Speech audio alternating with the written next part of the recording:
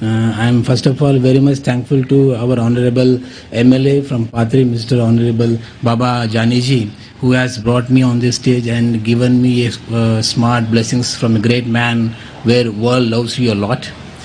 First of all, I would like to request all those people who have accepted Islam right now, and I request those people to run in a smooth way, accepting the line path of Allah, and in future they should have a plan ki what difference they are facing when they were Hindu and when they were Muslim. But whatever distinct qualities they are experiencing, those things should be cultivated in the people so that the changes in society will take place. That is what I feel.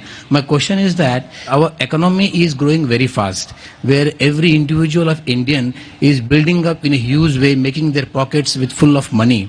And it is born that because of huge amount in the pocket, they are going to lose their culture. And that's the reason why all Western culture is accepting in India, and it is penetrating into micro areas.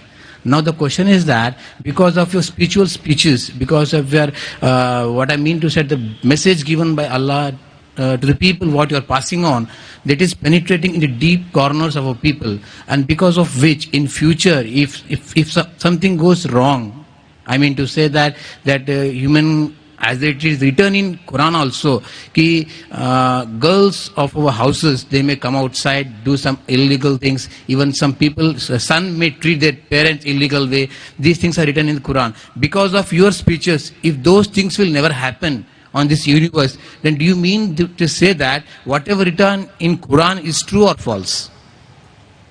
Thank you for that.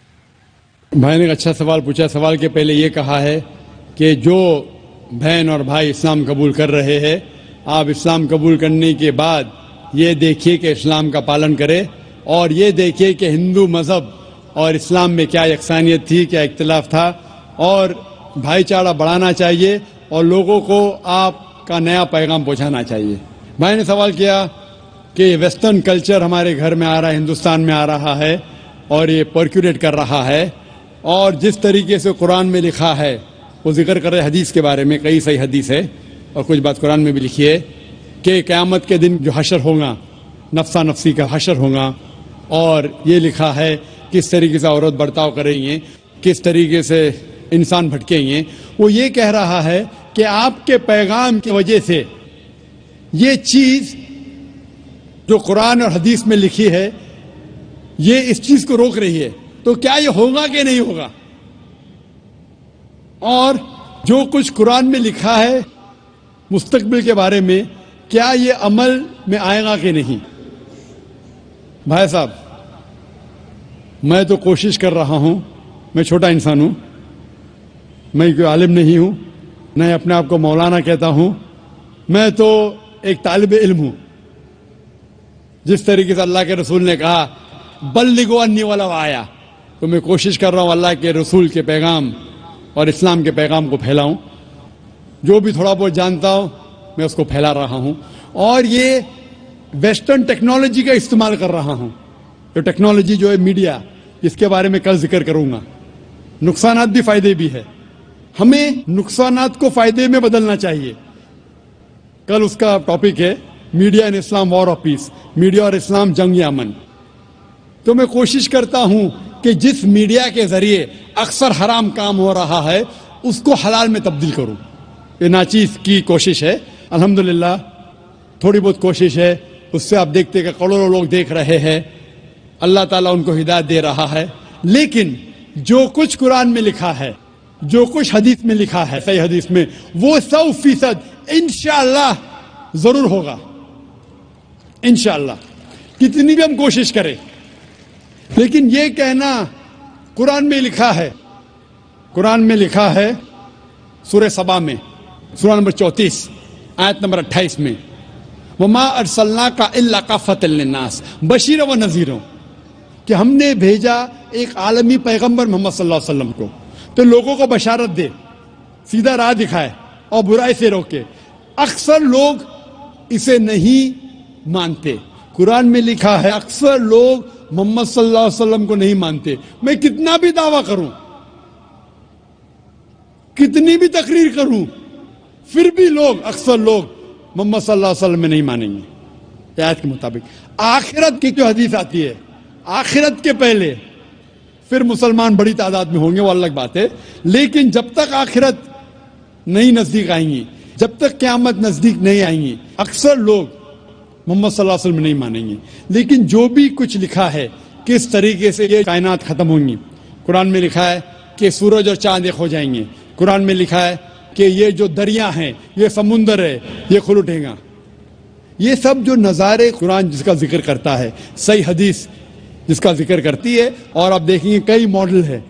ایک model جو exhibition میں ہے، اللہ کے رسول کی حدیث ہے کہ ایک دن ایسا آئے گا جس میں اکثر لوگ اس دنیا میں مسلمان ہوں گے، جس طریقے سے پانی پہ جھاگ ہے، فرات بڑی تعداد میں، لیکن یہ مسلمان کا کوئی فائدہ نہیں، یہ نام کے مسلمان ہوں گے. مسلمان بڑی تعداد میں ہوں گے جس طریقے سے پانی میں جھاگ ہے. اسی لیے ہم دعا کرتے اللہ سبحانہ تعالیٰ سے کہ ہمیں ایسا مسلمان بنا جو قرآن اور صحیح حدیث پہ عمل کرنے والا. صرف نام کا مسلمان نہیں، نام کے مسلمان سے محمد، ذاکر، عبداللہ، سلطان سے آپ جنت میں نہیں جائیں گے. مسلمان اصل میں وہ ہے جو اپنی ساری خواہشیں اللہ کے احکامات کے مطابق عمل میں لاتا ہے، اسے کہتے اصل مسلمان. تو ہم دعا کرتے اللہ سبحانہ و تعالیٰ سے کہ ہمیں ایسا مسلم بنا جو قرآن کے احکامات پہ عمل کرے، اللہ کے رسول کے پیغامات پہ عمل کرے. اسی لیے جو قرآن و حدیث میں لکھا ہے وہ 100% انشاءاللہ صحیح ہوگا. ہم ہمارا کام کر رہے جو اللہ نے مسلمان سے فرمایا ہے سورہ بقرہ میں سورہ نمبر 2 آیت نمبر 143 میں کہ آپ لوگ دوسرے لوگوں پہ شہادت دو. جس طریقے سے اللہ کے رسول ہم مسلمان پہ شہادت دیں گے، اس طریقے سے جو لوگ تک کہ اسلام کا پیغام نہیں پہنچا، ہمارا فرض ہے کہ ان لوگوں تک اسلام کا پیغام پہنچائے. ہوپ دان سے کوشچن. یا حبیب القلوب. مائک نمبر 2 میں اگر کوئی نان مسلم بھائی ہوں تو سوال کیجیے. السلام علیکم ڈاکٹر صاحب، میں اشوک یادو، میں اسلام قبول کرنا چاہتا ہوں سر.